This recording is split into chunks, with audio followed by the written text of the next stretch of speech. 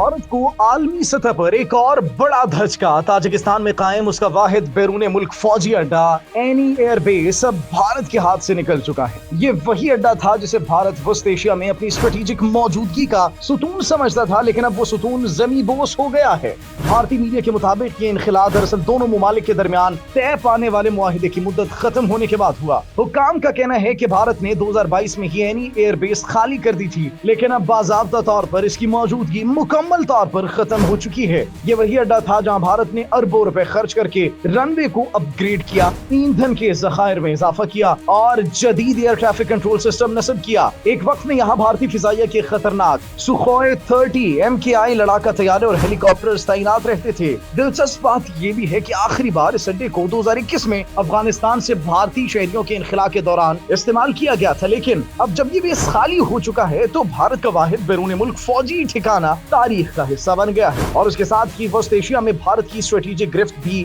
ढीली पड़ गई है। तज्जियाकारों के मुताबिक एनी एयर बेस भारत के लिए सिर्फ एक फौजी अड्डा नहीं था, बल्कि इसकी रीजनल पावर पॉलिसी का मरकजी हिस्सा था। अब इसके खात्मे के बाद भारत की जोग्राफियाई और स्ट्रेटेजिक पोजीशन को शदीद नुकसान पहुंचा है। भारतीय अपोजिशन जमात कांग्रेस ने भी हुकूमत को कड़ी तनकीद का निशाना बनाया। जनरल सेक्रेटरी जयराम रमेश ने कहा कि भारत के अड्डे पर बड़े मंसूबे थे, लेकिन हुकूमत की नाकाम पॉलिसियों के बायस वो सब खाक में मिल गए। उनके मुताबिक ये सिर्फ एक फौजी बेस का नुकसान नहीं, बल्कि भारत की सिफारती साख और स्ट्रेटेजिक एतबार दोनों पर कारी ज़र्ब है। माहिरीन का कहना है कि इस इनखिला के बाद भारत का वस्त एशिया में असर रसूख कमजोर पड़ गया है और ये वाकया नई दिल्ली की खारजा पॉलिसी के लिए एक बड़ी नाकामी के तौर पर याद रखा जाएगा।